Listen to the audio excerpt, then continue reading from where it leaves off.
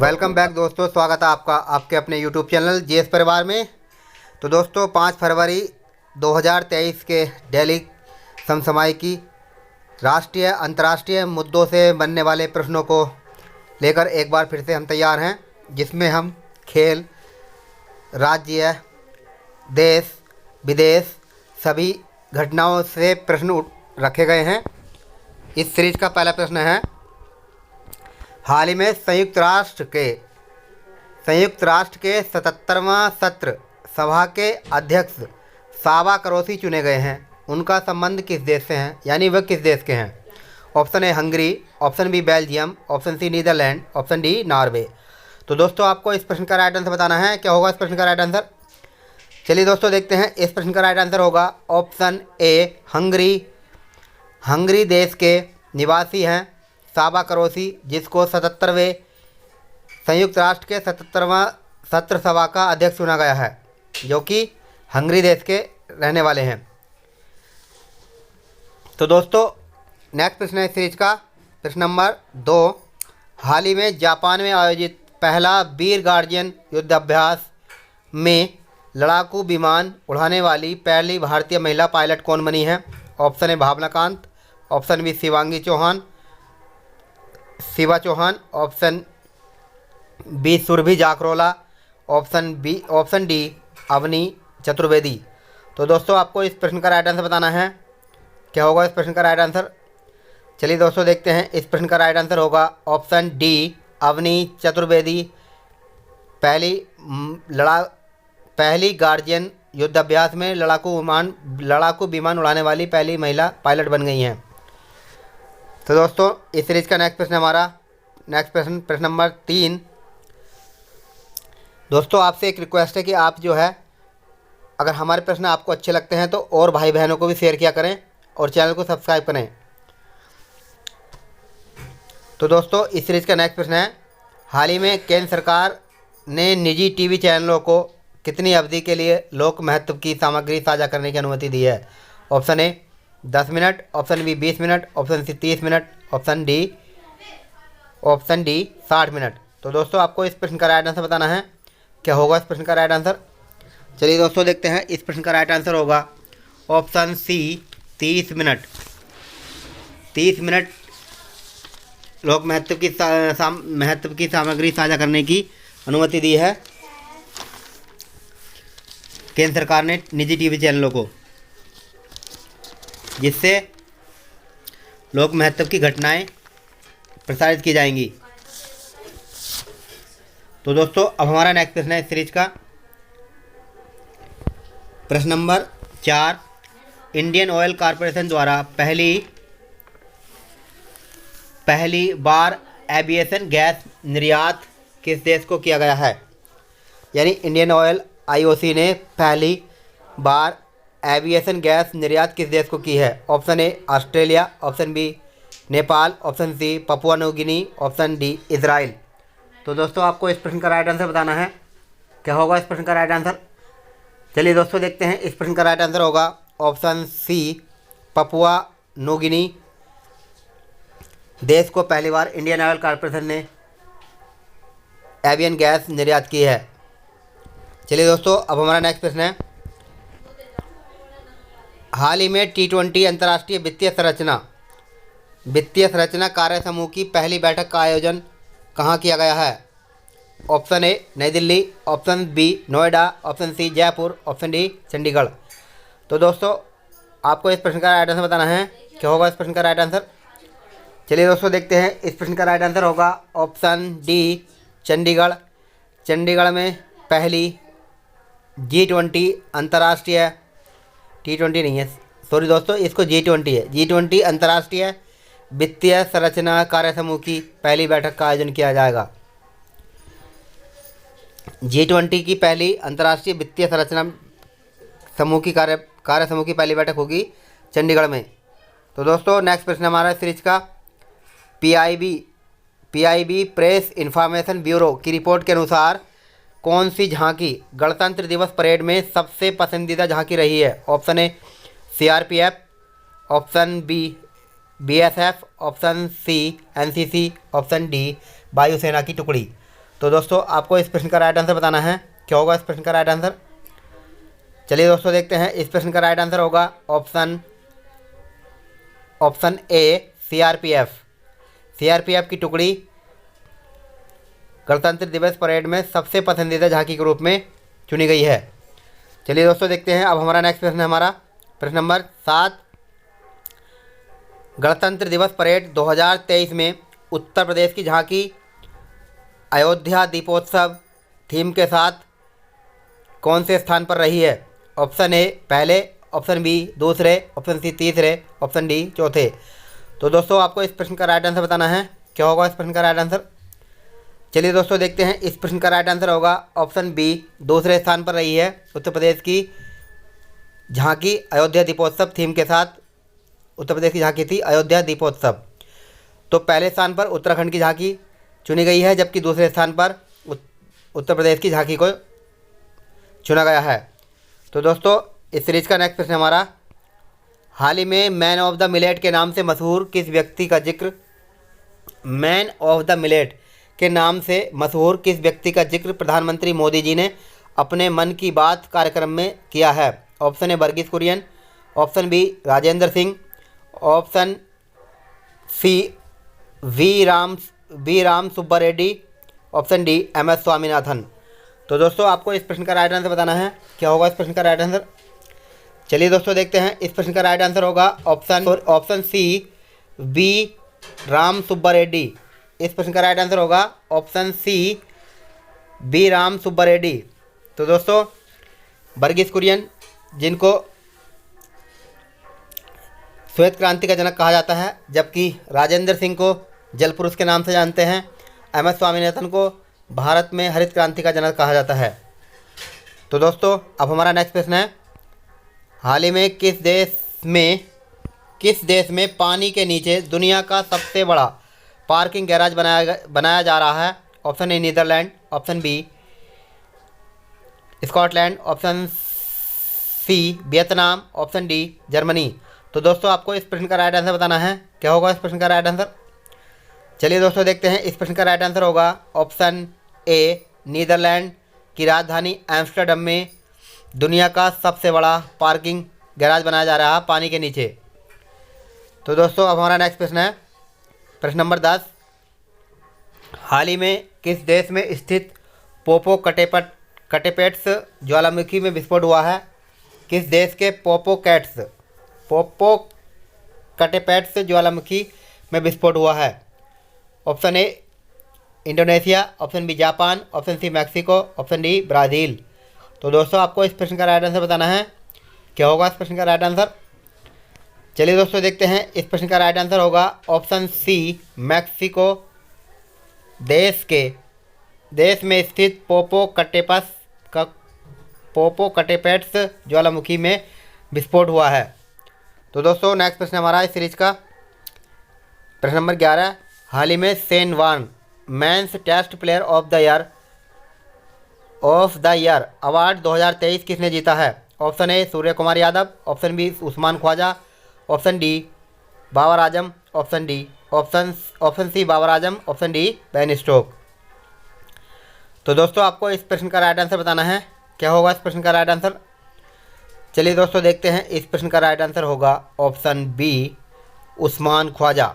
Usman Khawaja Australian खिलाड़ी हैं जिनको Shane Warne men's test player of the year award 2023 से सम्मानित किया है, जबकि भारत के सूर्य कुमार यादव, बाबर आजम पाकिस्तानी खिलाड़ी हैं क्रिकेटर, बेन स्टोक इंग्लैंड के कप्तान क्रिकेट खिलाड़ी हैं। तो दोस्तों नेक्स्ट प्रश्न हमारा टेस्ट कप्तान है बेन स्टोक इंग्लैंड के। नेक्स्ट प्रश्न है प्रश्न नंबर 12, हाल ही में कौन सी राज्य सरकार ने single use plastic buy back योजना की शुरुआत की है। Single use plastic buy back योजना की शुरुआत की है। Option A Uttarakhand, option B Rajasthan, option C Himachal Pradesh, option D Madhya Pradesh. तो दोस्तों आपको इस प्रश्न का राइट आंसर बताना है, क्या होगा इस प्रश्न का राइट आंसर। चलिए दोस्तों देखते हैं, इस प्रश्न का राइट आंसर होगा ऑप्शन सी हिमाचल प्रदेश सरकार ने single use plastic buy back योजना की शुरुआत की है।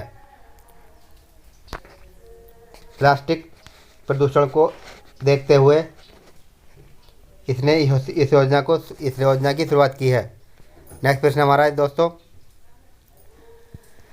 हाल ही में जारी की गई नई पुस्तक पॉवर्टी ऑफ पॉलिटिक्स इकोनॉमी पुस्तक किसने लिखी है? Option A Siddharth Sharma, option B Dadabhai Naoroji, option C Meghnad Desai, option D Madhvendra Singh. तो दोस्तों आपको इस प्रश्न का राइट आंसर बताना है। क्या होगा इस प्रश्न का राइट आंसर? चलिए दोस्तों देखते हैं। इस प्रश्न का राइट आंसर होगा ऑप्शन सी मेघनाथ देसाई, जिन्होंने पॉवर्टी ऑफ पॉलिटिक्स इकोनॉमी पुस्तक लिखी है। जबकि poverty un British rule in India पुस्तक दादा भाई नौरोजी की पुस्तक है। यह भी बहुत ही महत्वपूर्ण पुस्तक है, poverty un British rule in India, जिसके अनुसार इस पुस्तक में बताया गया था कि मजदूरी जो थी 20 रुपये रखी गई थी। जबकि ये वाली किताब है पॉवर्टी ऑफ पॉलिटिक्स इकोनॉमी, ये मेघनाथ देसाई जी ने लिखी है। तो दोस्तों नेक्स्ट प्रश्न हमारा इस सीरीज का प्रश्न नंबर 14 है, हाल ही में केंद्र सरकार ने प्रधानमंत्री कुसुम योजना को कब तक के लिए बढ़ा दिया है?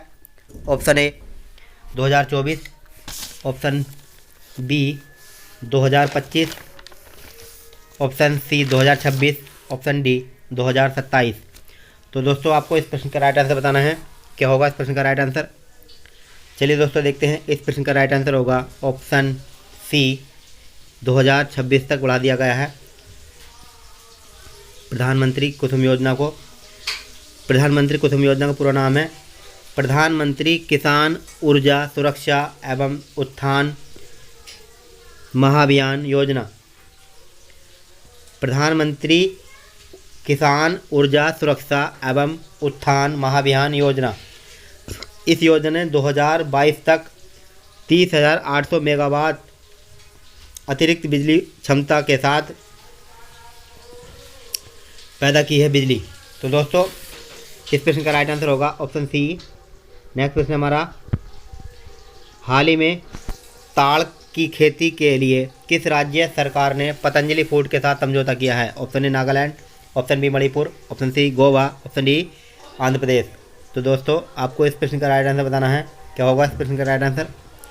चलिए दोस्तों देखते हैं। इस प्रश्न का राइट आंसर होगा ऑप्शन ए नागालैंड राज्य सरकार ने ताड़ की खेती को बढ़ावा देने के लिए पतंजलि फूड के साथ समझौता किया है। तो दोस्तों नेक्स्ट प्रश्न हमारा इस सीरीज का, हाल ही में मैनुएला रोकाबाटे किस देश की पहली महिला प्रधानमंत्री बनी गई हैं? Option A Zimbabwe, option B Kenya, option C Guinea, option D Djibouti. तो दोस्तों आपको इस प्रश्न का राइट आंसर बताना है। क्या होगा इस प्रश्न का राइट आंसर? चलिए दोस्तों देखते हैं। इस प्रश्न का राइट आंसर होगा ऑप्शन सी गिनी की पहली महिला प्रधानमंत्री चुनी गई हैं, जिनका नाम है मैनुएला रोकाबाटे। जबकि गिनी की राजधानी है मलाबो और गिनी के राष्ट्रपति हैं मावासागो इसके राष्ट्रपति हैं गिनी के। तो दोस्तों नेक्स्ट प्रश्न हमारा इस सीरीज का, हाल ही में किस देश के प्रधानमंत्री ने अलमीन हद किस देश के प्रधानमंत्री ने अलहिंद शहर का नाम बदलकर क्या कर दिया है? अलहिंद शहर अलमिनहाद शहर का नाम बदलकर अलहिंद कर दिया है। प्रश्न है किस देश के प्रधानमंत्री ने अलमिनहाद शहर का नाम बदलकर अलहिंद शहर कर दिया है? ऑप्शन ए संयुक्त राज्य अरब अमीरात, ऑप्शन बी सऊदी अरब, ऑप्शन सी इराक, ऑप्शन डी अफगानिस्तान। तो दोस्तों आपको इस प्रश्न का राइट आंसर बताना है। क्या होगा इस प्रश्न का राइट आंसर? चलिए दोस्तों देखते हैं। इस प्रश्न का राइट आंसर होगा ऑप्शन ए यूएई यानी संयुक्त राज्य अरब अमीरात ने अपने शहर अलमिनहाद का नाम बदलकर अलहिंद शहर कर दिया गया है, जो कि ये 4 भागों में बटा है। पूर्वी अलहिंद, पश्चिमी अलहिंद, दक्षिणी अलहिंद और उत्तरी अलहिंद, 4 भागों में बटा है इसे। नेक्स्ट प्रश्न हमारा प्रश्न नंबर 17, 17-18। प्रश्न नंबर 18, हाल ही में किस राज्य सरकार ने गणतंत्र दिवस परेड 2023 पर ऑनलाइन मतदाताओं के माध्यम से सर्वश्रेष्ठ झांकी का पुरस्कार जीता है? Option A Uttar Pradesh, option B Rajasthan, option C Gujarat, option D Maharashtra. तो दोस्तों आपको इस प्रश्न का राइट आंसर बताना है। क्या होगा इस प्रश्न का राइट आंसर? चलिए दोस्तों देखते हैं। ऑप्शन इस प्रश्न का राइट आंसर होगा ऑप्शन सी, गुजरात राज्य सरकार ने गणतंत्र दिवस परेड 2023 में ऑनलाइन मतदान के माध्यम से सर्वश्रेष्ठ झांकी का पुरस्कार जीता है। तो दोस्तों नेक्स्ट प्रश्न हमारा प्रश्न नंबर 19, हाल ही में अदानी समूह ने किस देश के हाइफा बंदरगाह का अधिग्रहण किया है? Option A Iran, option B Iraq, option C Israel, option D Indonesia. तो दोस्तों आपको इस प्रश्न का राइट आंसर बताना है। क्या होगा इस प्रश्न का राइट आंसर? चलिए दोस्तों देखते हैं। इस प्रश्न का राइट आंसर होगा ऑप्शन सी इजराइल। इजराइल देश के हाइफा बंदरगाह का अधिग्रहण किया है अडानी समूह ने। इजराइल की राजधानी यरूशलेम है। यरूशलेम इजराइल की संसद को नेस्सेट कहा जाता है। इजराइल के प्रधानमंत्री बेंजामिन नेतान्याहू हैं। इजराइल की खुफिया एजेंसी है मोसाद। और आयरन डोम के मामले में भी ये सिस्टम, इसकी इजराइल की सेना ने नया सिस्टम शुरू किया है जिसका नाम है आयरन डोम सिस्टम। और I2U2 में शामिल है ये इजराइल। जैसे भारत, इजराइल, I2U2 के देशों के नाम है भारत, इजराइल, UAE और USA। और इजराइल अब्राहम समझौते में भी शामिल है। अब्राहम समझौते में है। इजराइल और UAE के बीच अब्राहम समझौता हुआ था। ये इजराइल के कुछ महत्वपूर्ण फैक्ट थे। I2U2 देशों में शामिल हैं भारत, इजराइल, UAE और USA। तो दोस्तों नेक्स्ट प्रश्न हमारा प्रश्न नंबर 20, हाल ही में यूनेस्को ने किस देश के शहर ओडेसा शहर को संयुक्त राष्ट्र के शैक्षिक वैज्ञानिक संगठन यूनेस्को की विश्व विरासत सूची में शामिल किया है? Option A Ukraine, option B रूस, option C Thailand, option D Vietnam. तो दोस्तों आपको इस प्रश्न का राइट आंसर बताना है। क्या होगा इस प्रश्न का राइट आंसर? चलिए दोस्तों देखते हैं। इस प्रश्न का राइट आंसर होगा ऑप्शन ए यूक्रेन। यूक्रेन इस प्रश्न का राइट आंसर होगा। यूक्रेन के शहर ओडेसा शहर को संयुक्त राष्ट्र की वैज्ञानिक संगठन और यूनेस्को सूची में शामिल किया गया है। यूनेस्को की यूक्रेन की राजधानी है कीव। यूक्रेन के राष्ट्रपति हैं व्लादिमीर जेलेंस्की, जिनको शांति पुरस्कार से सम्मानित किया गया है अभी हाल ही में। तो दोस्तों नेक्स्ट प्रश्न है आज के सवाल के रूप में। अगर इसका जवाब आपको आता है तो कमेंट बॉक्स में दे सकते हैं। विश्व की पहली आज के सवाल के रूप में नया सवाल है। विश्व में पहली बार नाभिकीय संयंत्र से सूर्य के समान शुद्ध ऊर्जा का उत्पादन किस देश द्वारा किया गया है? Option A Britain, option B America, option C चीन, ऑप्शन डी रूस। तो दोस्तों आपको इस प्रश्न का राइट आंसर बताना है। अगर इस प्रश्न का राइट आंसर आपको आता है तो आप इसका जवाब कमेंट बॉक्स में दे सकते हैं। तो दोस्तों हमारे वीडियो आपको कैसा लगा, प्रश्न कैसे लगे? दोस्तों अगर हमारे प्रश्न आपको अच्छे लगते हैं तो हमारे चैनल को सब्सक्राइब करना ना भूलें, लाइक शेयर करना ना भूलें। और दोस्तों अधिक से अधिक लोगों को वीडियो को शेयर किया करें ताकि अधिक से अधिक भाई बहनों का लाभ हो सके। तो दोस्तों वीडियो देखने के थैंक यू फॉर वॉचिंग।